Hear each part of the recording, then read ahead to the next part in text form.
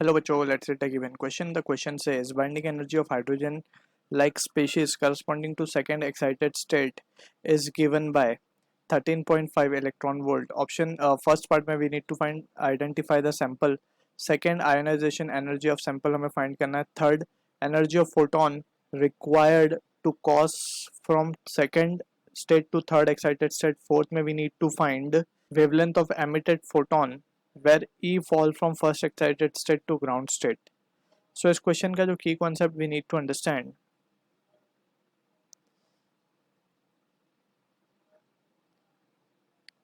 is the concept of energy associated with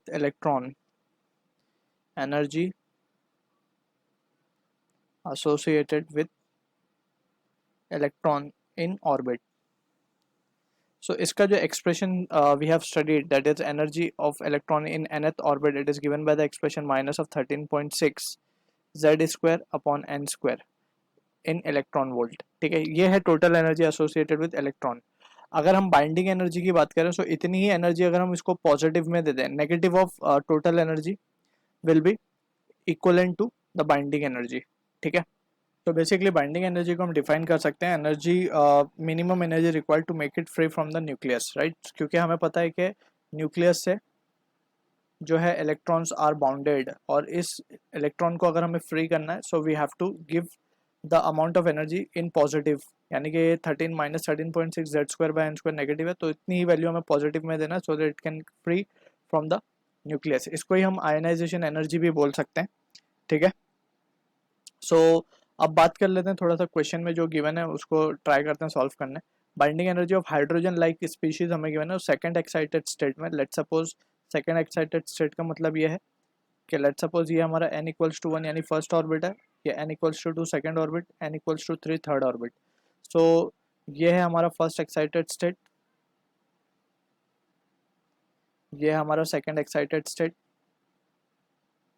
ठीक है, तो अभी बोला गया हमें कि सेकंड एक्साइटेड स्टेट में एनर्जी गिवन है हमें इलेक्ट्रॉन की, दैट इज 13.5 इलेक्ट्रॉन वोल्ट. अब फर्स्ट पार्ट में हमसे पूछा आइडेंटिफाई द सैंपल, यानी कि हमें z बेसिकली एटॉमिक नंबर हमें अगर पता चल जाए so we can calculate the value के पता लगा सकते हैं सैंपल क्या है. सो वी कैन राइट जो एनर्जी है उसके बेसिस पे वी कैन से कि it is 13.6 Z square upon N square. ठीक है, सो ये एनर्जी हमें गिवन है, बेसिकली बाइंडिंग एनर्जी गिवन है. So binding energy will be taken as in positive only क्योंकि negative of total energy is binding energy. So binding energy ये हो जाएगी. So binding energy is given है 13.5 into यहाँ पे n square. Second excited state का मतलब है एन इक्वल्स टू 3 हो जाएगा. सो 3 का square will be equals to and dividing it with 13.6. So ये आ जाएगा हमारे पास जेड स्क्वायर. ठीक है, तो यहाँ पे अगर हम देखें सो इसको सॉल्व करने पे z की वैल्यू आती है हमारे पास. So this value comes out to be nearly 2.98 something आती है.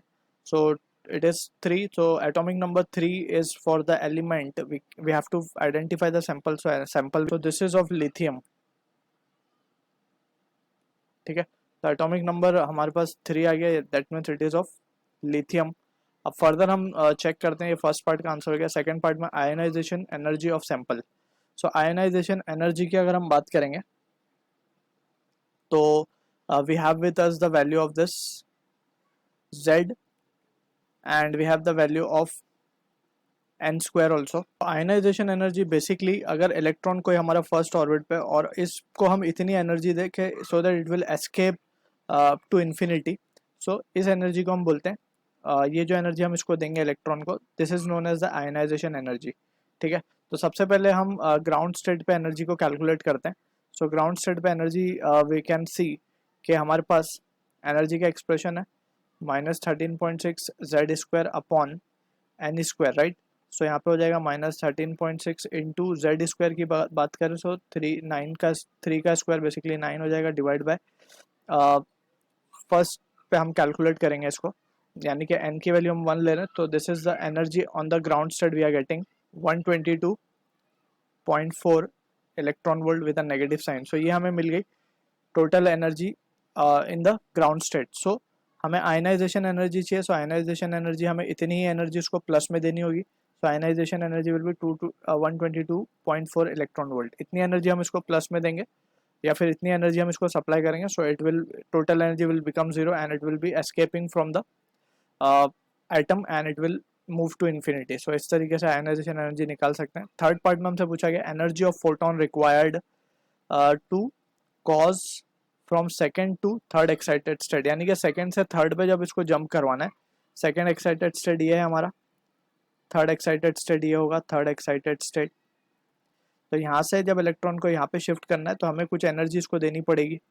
So we can write by Bohr's third postulate हम क्या देख सकते हैं, ये है थर्ड पार्ट का आंसर हमारा। By Bohr's postulate we can write third excited state mean n equals to 4, यानी कि we can write E4 minus of E2 will be equals to h into nu. So यहाँ पे ये है energy of photon, ठीक। So energy of photon ये हो जाएगा यहाँ पे। तो हमसे पूछा गया क्वेश्चन में एनर्जी ऑफ फोटोन रिक्वायर्ड, यानी कि कितनी एनर्जी हमें रिक्वायर्ड होगी to cause the transition from second to third excited state. तो यहाँ पे हमें इतनी एनर्जी सेकंड वाले को देनी पड़ेगी, सेकंड पे जब इलेक्ट्रॉन होगा सेकंड एक्साइटेड स्टेट पे, तो एच न्यू के बराबर एनर्जी उसको देनी होगी। तो ये एच न्यू हमें कैलकुलेट करना है, राइट। सो इसके लिए हम देख सकते हैं E4 को हम क्या लिख सकते हैं, -13.6 Z square upon N square, या फिर सिंपली हम लिखे तो 3 का स्क्वायर अपॉन एन का स्क्वायर मीन्स 4 का square, minus of minus will become plus 13.6, यहाँ पे 2 का स्क्वायर अपॉन सॉरी 3 का स्क्वायर, जेड तो सेम ही है दोनों के लिए, डिवाइड बाई 2 का square. So this will be the photon energy we are getting. यहाँ पे सिंपली हम लिख देते हैं E, that is the photon energy. So इसको सॉल्व करने पे वी कैन से 13.6 इंटू 9 को हम बाहर निकाल लें तो यहाँ पे बचता है ब्रैकेट में, अंदर बचेगा हमारे पास 1/4 माइनस ऑफ 1/16। तो इसको सॉल्व करने पे रिजल्ट आएगा 13.6 into 9 into 12/64। So finally we can say this is the energy of photon and that comes out to, this value comes out to be 22.95 electron volt. So ये मिल गया third part का answer. अब हमें fourth part में find करना है wavelength of emitted photon when electron fall from first excited state to ground state. First excited state से जब ग्राउंड स्टेट पे जब इलेक्ट्रॉन फॉल करेगा, सो फोटोन एमिटेड फाइंड करना है हमें, wavelength of photon emitted. So same expression हम use करेंगे इसके लिए भी फोर्थ पार्ट में। E2 माइनस E1 फर्स्ट से बोला गया, फर्स्ट से ग्राउंड, तो यानी कि E2 minus E1 will be equals to h nu को हम लिख सकते हैं C बाय लैम्डा, राइट। अब यहाँ से हम देख सकते हैं इसको सॉल्व करने पे we can write 1 over lambda will be equals to, यहाँ से हम अगर देखें तो E2 को हम क्या लिख सकते हैं एक्सप्रेशन, HC को यहाँ ले आते हैं, E2 13.6 इंटू 9, जैसे यहाँ ऊपर कॉमन निकाला था वैसे ही यहाँ पे भी कॉमन निकल सकता है ये, एंड यहाँ पे बचेगा 1 अपॉन n1 का स्क्वायर माइनस 1 अपॉन n2 का स्क्वायर, ठीक है। So from here we can see कि जो रिजल्ट आएगा हमारे पास that can be written as 1 upon lambda is equals to, ये जो पूरी वैल्यू आई है ना, ये 13.6 अपॉन HC, ये पूरी वैल्यू को हम लिख सकते हैं। This value comes out to be 1.09 into 10⁻⁷, इसे हम रिडबर्ग्स कांस्टेंट बोलते हैं, और यहाँ पे 9 ऑलरेडी है, डिवाइड यहाँ पे हो जाएगा 1 का स्क्वायर माइनस ऑफ ये 1/4 का 4 हो जाएगा 2 का स्क्वायर। सो यहाँ पे इसको सॉल्व कर लेंगे, we can see this result can be written as 9.81 into 10⁻⁷, और ये वैल्यू आएगी यहाँ पे 1 minus 1/4 will be 3/4, right. 1 minus 1/4 3/4, ठीक है। So this is lambda. So finally we can say this value comes out to be 7.36 10⁻⁷, but we are interested in calculating lambda, so lambda की value आ जाएगी, just इसको reciprocate कर, so it comes out to be 0.136 into 10⁻⁷ metres, और इसको 136 10⁻10 metre, और just simply 136 angstrom will be the wavelength we are getting for the fourth part of the answer. So I hope you understood the solution. All the best.